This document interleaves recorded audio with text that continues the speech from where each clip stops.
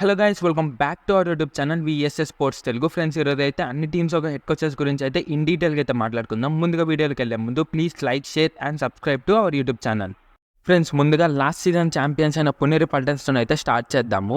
పునేరి పల్టన్స్ వాళ్ళ head coach వచ్చేసరికి అయితే బీసీ రమేష్. తినైతే లాస్ట్ 2 సీజన్స్ నుంచి అయితే పునేరితోనే కొనసాగుతున్నాడు. అండ్ ఒకసారి అయితే ఫైనల్ దాకా వెళ్ళింది, ఒకసారి అయితే కప్పు కూడా కొట్టారు.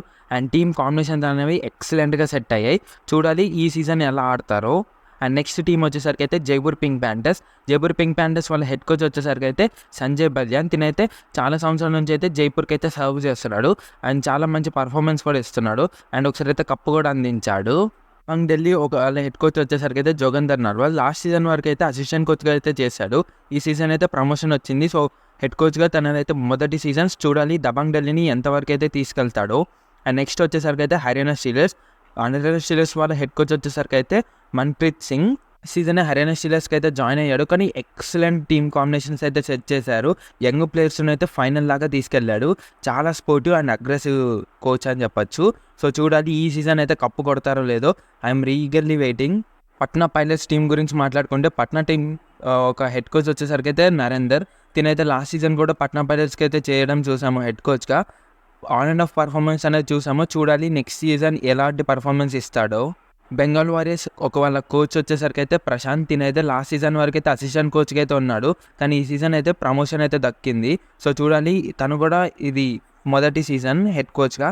చూడాలి బెంగాల్ వారియర్స్ని ఎంత ముందుకు తీసుకెళ్తాడో, అంటే ఎలాంటి టీమ్ కాంబినేషన్ అయితే సెట్ చేస్తాడో. గుజరాత్ జైన్స్ వాళ్ళ హెడ్ కోచ్ వచ్చేసరికి అందరికి తెలిసిందే రామ్ మెహర్ సింగ్. చాలా అగ్రెసివ్ కోచ్ అండ్ ఎక్స్పీరియన్స్ కూడా ఉంది. అండ్ చాలాసార్లు అయితే ట్రాఫీస్ కూడా ఉన్నాయి తన దగ్గర. చూడాలి లాస్ట్ సీజన్ వరకు అయితే సెమీఫైనల్స్ దాకా అయితే రాగలిగాడు, కానీ ఈసారి ఎంతవరకు ముందుకు తీసుకెళ్తారో చూడాలి. చాలా అగ్రెసివ్ కోచ్, తెలుస్తుంది మనకి ఇంటెంట్ ఎలా ఉంటుందో. ప్యూర్ హెడ్ కోచ్ వచ్చేసరికి చాలా రోజుల నుంచి అయితే ఈ టీంకి అయితే సర్వ్ చేస్తున్నాడు రణ్ధీర్ సింగ్ షెరావత్. చాలా మంచి కోచ్ అని చెప్పొచ్చు. దీని పీరియడ్లో అయితే ఒకసారి అయితే టైటిల్ కూడా వచ్చింది. అండ్ పవన్ కుమార్ లాంటి ఎక్స్ప్రెస్ రైడర్ని కూడా తీసుకురావడం అయితే చూసాము. సీజన్ కూడా తినతోనే అయితే కంటిన్యూ అవుతున్నారు.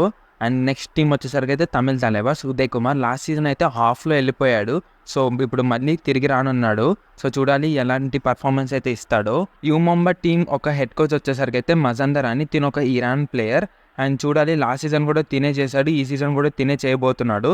చూడాలి ఎలాంటి టీం అయితే కాంబినేషన్స్ అయితే సెట్ చేస్తారో. లాస్ట్ టైం సెమీఫైనల్స్ దాకా కూడా రాలేకపోయారు. అండ్ నెక్స్ట్ వచ్చేసరికి యూపీ యోధా టీం హెడ్ కోచ్ వచ్చేసరికి అయితే జస్వీర్ సింగ్. తినైతే ఎప్పుడో నితీష్ కుమార్ ఇంకా సంయుక్త కాంబినేషన్స్తోనే ప్రతిసారి వెళ్ళడం అయితే చూసాము, బట్ ఒక్కసారి కూడా సక్సెస్ అయితే అవ్వలేదు. సో చూడాలి ఈసారి ఏమైనా కాంబినేషన్స్ మారుస్తారా, లేదంటే అదే కాంబినేషన్స్తోనే వెళ్తారో. అండ్ నెక్స్ట్ వచ్చేసరికి అయితే మన తెలుగు టైటన్స్కి హెడ్ కోచ్ వచ్చేసరికి అయితే కిషన్ కుమార్ హుడ్డా సార్. తినైతే చాలా మంచి ఎక్స్పీరియన్స్ కోచ్ అని చెప్పొచ్చు.